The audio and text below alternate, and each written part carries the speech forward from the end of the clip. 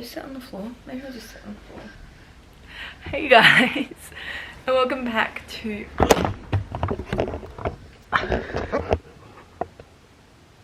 Yo, I really should not be a YouTuber. Hi guys, and welcome to my January wrap-up slash February TBR video. So, to get started, let's do our little January wrap-up. I'm talking about books, by the way, if you couldn't tell by the background. I was very good with Goodreads, besides maybe 3 of the books. Like, I wrote reviews. Let's just get the books out. What order did I read these in? Oh my god, okay, it's freaking heavy. This month, I read a total of 12 books, which I am quite proud of myself because the month before I literally read like 2. So I'm very proud of myself for starting off the year strong. I did read one of them on Kindle Unlimited, but that's the last book I read, so I'll talk about that a bit later. Let's just get into it. I'm gonna bring up my Goodreads because I wrote notes because I knew I was gonna do this video and I was gonna forget. So the first book I read this year was Wreck the Halls by Tessa Bailey. It's this book here. So this book follows Beat and Melody, who are the son and daughter of a very iconic rock duo that broke up. Like, their band broke up in like a really dramatic way at the end of one of their concerts, and they never seen each other again. They never seen together. They literally hate each other. You know the vibes. So Melody is the girl and Beat is the boy, and their names are obviously entwined because their mothers used to be really good friends. Were like, yes, we're gonna name our children this, they're gonna grow up, they're gonna be together, etc, etc. Melody prefers to stay out of the limelight. She had bad experiences with it growing up, and people would say really mean things about her, etc, etc, whereas Beat kind of stepped into it, gave off this very cool vibe, etc, you know. So pretty much this television producer is like, hey, reaches out to Beat and Melody being like, hey, I'm gonna offer you, I think it was like $1 million or something, to try and get a reunion out of your mothers. And Beat's like, okay, cool. There's a reason why he does it. He doesn't really want to, but there's a reason why he says yes. And then Melody is a bit, but then she's like, Beat, she kind of has a fat crush on Beat. Anyways, so then the books goes on, you follow them and this reality TV show of them trying to get their mothers to come together and do this massive reunion concert. Okay, so I gave this book a 2.75 stars. Now, the book was super cute. Loved Beat and Melody, loved their relationship together. It was a cute book. But Beat's vice, you'll understand if you read this book, if you have read his book, but his vice or his like problem that he had and the overall TV show plot of this book gave me the ick. Like, really badly. So yeah, I wouldn't recommend it. I thought this was a Christmas book. I thought it was going to be a cute little Christmas book. I had no idea what I was getting into, so yeah. That's Wreck the Halls by Tessa Bailey. The next book I read was Check and Mate by Ali Hazelwood. Now, this is her first YA romance, and I gave this book a 4.25 stars.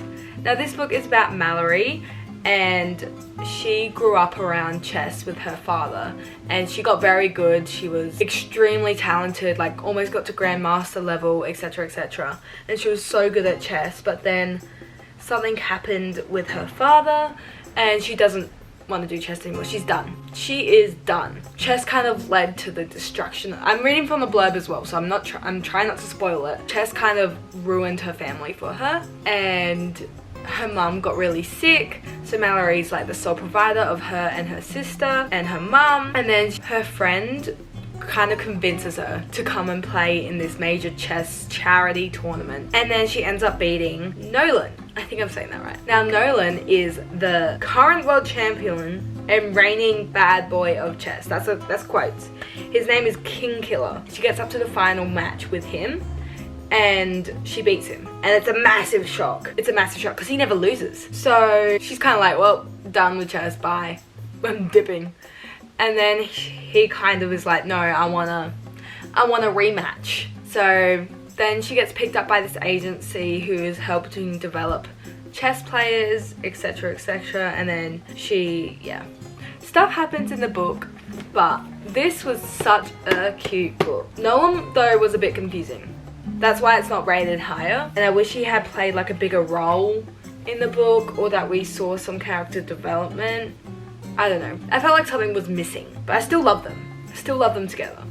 But I would just love to see his POV. This is why I love dual POV books. Speaking of dual POV books, the next one I read was When in Rome by Sarah Adams. This one I gave 4 stars. I love this book. It was so adorable, and the way that Noah just gets her. Anyway, this book is about Amelia Rose, who is a very big pop star. She's, you know, world touring. She's about to go on this massive world tour, and then she's like, everything's a bit much to handle. So she takes off, doesn't let anyone know. She takes off. She goes to Rome because she's inspired by an Audrey Hepburn, I think it is. Yeah, Audrey Hepburn film called Roman Holiday. She's like, I need to go to Rome, but she goes to Rome, Kentucky because that's the best thing she could do. And then she runs into the pie shop owner, Noah Walker, and her car breaks down, and then that's how they meet. And yeah, it's a very grumpy sunshine book, I will say that. But I loved it. I thought it was great. It was a nice little short book as well. I reckon it'd be a good palette cleanser. What happened to this book? No, the film's coming off. I think because I took it to the beach. That is so upsetting. And it's yellow. So this one is the next book in that duology. And they both are dual POV, and I love dual POV books. I love them. I rated this one a 4-star as well because guys, it's another grumpy sunshine, but to the extreme. Like, in this one, the girl's kind of more sassy than Sunshine. Like, she's more sassy, she can hold her own.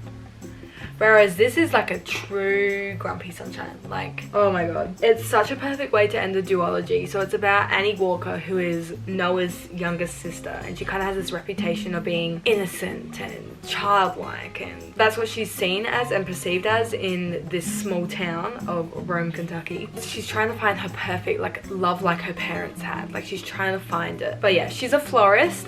And she is kind of bored of her lifestyle. Like, she wants to go out there, she wants to explore, but she feels confined to the place that she's lived in. Like, she feels like small town, very confined, everyone knows everybody. And then Will Griffin, who is Amelia's bodyguard, the pop star's bodyguard, comes in. She finds him really attractive and is like, well, can you teach me how to date? And he's like, what? And then she's like, teach me how to date. And he's like, oh, okay. And then, yeah, I don't need to say anymore.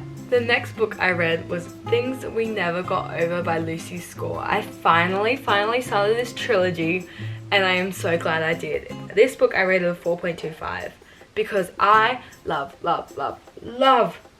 Naomi and Knox. Like, are you joking? Are you joking? The chemistry, the character development from both Knox and Naomi, beautiful. And then it was another small town. I love this book. It was great. Yeah, I don't really know how to explain this book, so I'm not going to explain it because I feel like when I'm explaining books I'm really bad at it. But if you have not heard about it, it's a part of a trilogy, which I did read all 3. I will just say that. So it's part of the trilogy, and it's the first one, and it follows Knox and Naomi, and yeah, it's great. It's just, think of like a small town romance, grumpy sunshine, you know the vibes. My mum is currently reading it, so. Obviously the next book I read was then Things We Hide from the Light. Now this is about Knox's brother Nash, who is like a policeman, and then also Lena, who is on a mission, and that's all I'm gonna say. But I gave this book, I'm pretty sure I gave this book a 3.25. Okay, so like, I freaking love Nash. Nash is ideal. I freaking loved him. Like, he was just, oh my god. However, Lena babes, I can't deal with you. She pissed me off, first of all. And there were a lot of parts to the story that I feel like, I don't know. She just really annoyed me as a character, and I just could not connect to her or relate to her, like, at all. And I also feel like this book could have explored more of a storyline with Lena. Like, she had something that was briefly mentioned. I don't want to spoil it, but that was a clue. She had something that was briefly mentioned, and I feel like that could have been explored more and could have been more, I don't know. I felt like that storyline and that plot could have been explored, and then it would have made it more enjoyable. I don't know. I just didn't like it. Then the final one is Things We Left Behind. Now this was a really anticipated read for a lot of people, and so I had seen like a lot of people be like, oh, I'm kind of disappointed, etc, etc. I was not disappointed, okay? After that last book I was like, I don't really know if I want to read this book. Are you kidding me? This one is also a 4.25. What's with me and the 2.5 ratings? I don't know. But this, it's Suit Daddy's book. Lucian and Sloane, I ate this up. I don't know if it's because I love a good enemies hating each other. I don't know if I like that. It's because I love that type of trope.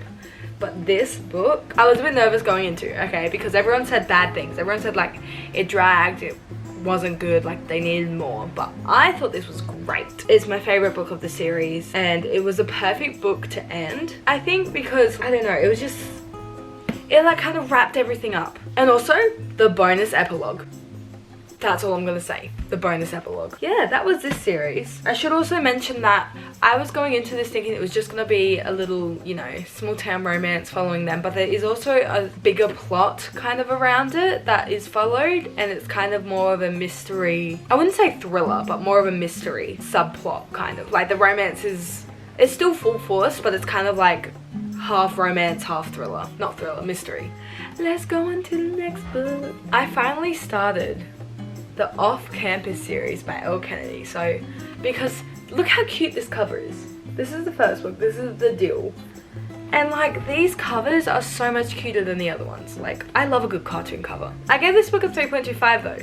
I don't know if it's just because I came off such a good book and I feel like I had to get used to the writing style a bit because it was a bit different than what I was expecting personally. And the book, it goes straight to the point. It gets straight to the point. The very first page, it goes there. It goes there. You know what I mean? This was just a cute book. I enjoyed it. Pretty much it was about Hannah Wells and Garrett Graham. And yeah, again, I don't want to spoil it because I feel like I'm bad at explaining books. But this whole series is basically about a bunch of hockey players that are all on a college campus, and they're all just, yeah, it just follows each hockey player and then they all interconnect. And yeah, the next book I read was the next book in the series, which is The Mistake. Okay, so I gave this book a 3.5. I love the character development, especially of Logan, or John Logan. He's kind of known to be a very big fuckboy. Takes. And then he runs into this freshman named Grace, and they just kind of hit it off. And then he's like, I just hook up with people and I go. And Grace is like, oh, who is this? I enjoyed it more than I did The Deal because I love the character development of both characters, and I love the way that Grace stood her ground. The next one I read was The Score, which again is the next one in the book. Look at the cover. I freaking love these covers. So I gave this one a 3.75 because Dean always interested me, like from the beginning of the series when I saw him in the background and whatever. He caught my eye because if you thought Logan was bad, Dean is worse, like 10 times worse, like hooking up with girls 24/7, literally girls pawn over him, they want him, etc, etc. But then he meets Allie, and she is nursing, you know, she just went through a really rough breakup and she's trying to get over that, and then she's actually really good friends with Hannah. And Hannah's like, well, come and stay over the boys' house because they live off campus. Like, come stay over there. Like, I promise Dean won't do anything. Like, he won't make a move on you or anything like that. Like, I'll tell him not to, etc, etc. And Allie's like, yeah, whatever. And then she literally walks into the house and he's having a threesome. So if that doesn't describe how big of a player Dean is, you know, it just... the way that he fell for her and the way that she was, I just really enjoyed this book. It was good. It was a good book. Oh my god, guys, I feel like I've been talking for too long. Okay, and the final physical book that I read was By a Thread by Lucy Score. I was going to go into the next book, which is the Girl, but I think it has a pregnancy trope and I am not looking forward to that. So then I decided to read By a Thread by Lucy Score because Des and Sarah read this and really enjoyed it. They rated it 5 stars, so I was really excited to read this. This book is about Dominic and Adelie, and this is a very, very, very, very grumpy sunshine. I don't know what it was with me and this month of reading grumpy sunshine books, but this was like next level. And so Dominic is basically this owner of this massive fashion firm, and he's just very he seems very stoic, very grumpy, you know those characters. He's very much the grumpy character. And then he goes out to dinner with his mother at this pizza place where Ali is working, and Ali is very, she's upbeat, even though she's been handed a shit situation. Like, she's making do, she's doing it, and she's basically working herself to death, trying to support her father. I don't know if that's a spoiler, I don't care. But she's trying to support her father, so she's working to death, and then Dominic goes ahead and gets her fired from one of the jobs that she needs. And she's like, well, now what do I do? And she's walking back from that shift, and Dominic's mother goes up to her and is like, hey, you can work for this company, like, I'll pay you, you just rock up on Monday. And Alex's like, okay. And then she rocks up, and guess what company it is? It is Dominic's company. Yeah, I rated this book a 3 stars. I was a bit disappointed because I don't know if it's because I had such preconceived notions of it going to be a 5 star that I was just a bit disappointed by it all. And also, I don't know, the way that things happened and things unfolded. See, I'm honestly considering giving it a 2.75 because, like, I don't know, I wouldn't recommend it. I was just a bit disappointed because I thought this was going to be such a good book, but it really wasn't, and it just wasn't hitting. And then finally, the final book that I read is Sticks and Stones by S. Masiri and S.J. Silvis. I saw this recommended to me on my Instagram Reels, and I was like, hockey romance, kind of into that at the moment, because my boyfriend got me a Kindle for my birthday. So I got Kindle Unlimited for free with that, so I've just been like wanting to read some Kindle Unlimited books. And this was the first one I came across, so I started reading it. And honestly, it just felt a little too Wattpaddy. Like, way too Wattpaddy for me. I gave it 2 stars. It wasn't great, and I think it low-key put me in a slump because I have not read a book since. That is the end of my wrap up for this month, and I guess we should get into my TBR for February. So here is my TBR little shelf, but I will explain it to you. So pretty much, I also have my other TBR shelf that is right there. That's what I'm looking at. And as you probably realize, I did read a lot of romances in January. I want to read a variety of books. So to challenge myself, I brought out, these are all books that I am kind of halfway through reading, and I want to try and finish them this month because I just want to finish books, and these are the ones I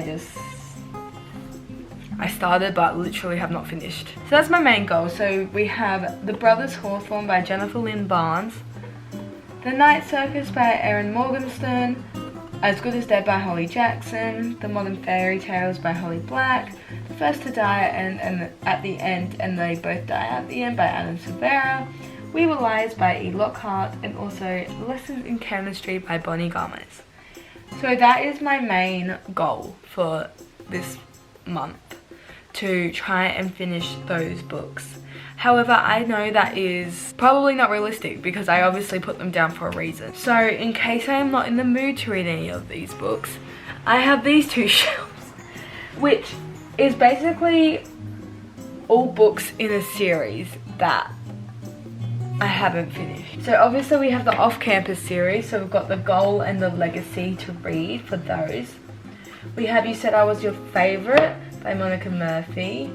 That's part of the Lancaster Prep series. Then we have The Hunger Games, The Ballad of Songbirds and Snakes, which is obviously the prequel to The Hunger Games. We have Ruthless Vows by Rebecca Ross. That is the second book to Divine Rivals. We also have Legendary and Finale by Stephanie Garber. I have read the first one, which is terrible.